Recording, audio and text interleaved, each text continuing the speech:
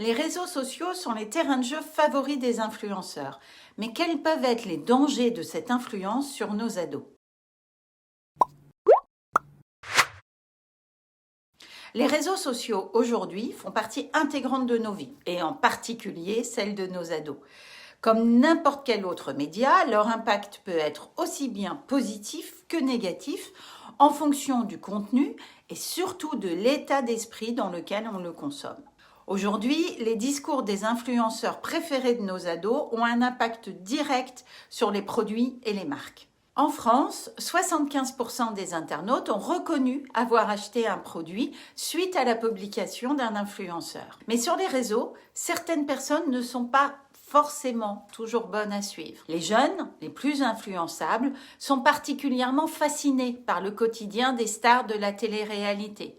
Ils nous montrent au quotidien leurs voitures de luxe, voyages au bout du monde, villas magnifiques, qu'ils payent le plus souvent grâce à des pratiques commerciales, parfois honnêtes, souvent douteuses, sur le net.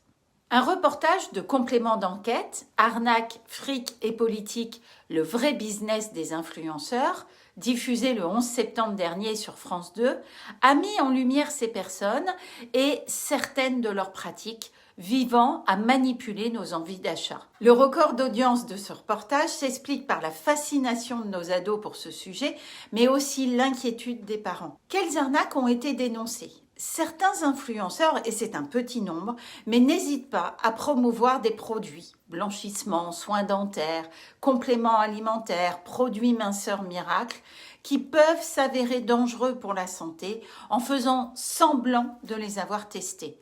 Ils assurent la qualité et l'efficacité des produits, et pourtant, ils ne sont ni spécialistes, ni scientifiques. Ils ont juste lu un brief résumant les bienfaits du produit qu'ils vendent.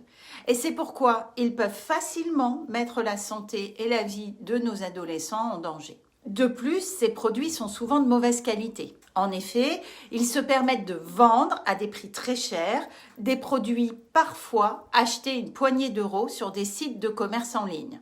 Ils nous vantent alors des monts et merveilles qu'ils vendent très cher. Je vous parlerai dans une prochaine vidéo de la pratique du dropshipping pour mieux comprendre ce qui se passe derrière. Face à la mise en lumière de ces arnaques, les influenceurs se tournent aussi vers une autre catégorie, tout ce qui touche la finance.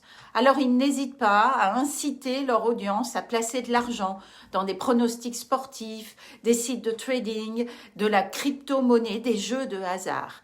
Et ces pratiques prennent de plus en plus d'ampleur chez des jeunes, surexposés et surtout sensibles aux addictions. Influençables, les ados sont pris comme cibles parce qu'ils peuvent être manipulés. Face à ces reproches, ces influenceurs décrètent que les ados ne sont pas ciblés et qu'ils cherchent au contraire à les protéger. Mais selon eux, ce sont aux parents de contrôler les activités de leur ado sur Internet. Un argument quand même un peu limite quand on sait que 80% des 11-12 ans sont inscrits sur les réseaux sociaux alors que ceux-ci sont interdits aux moins de 13 ans.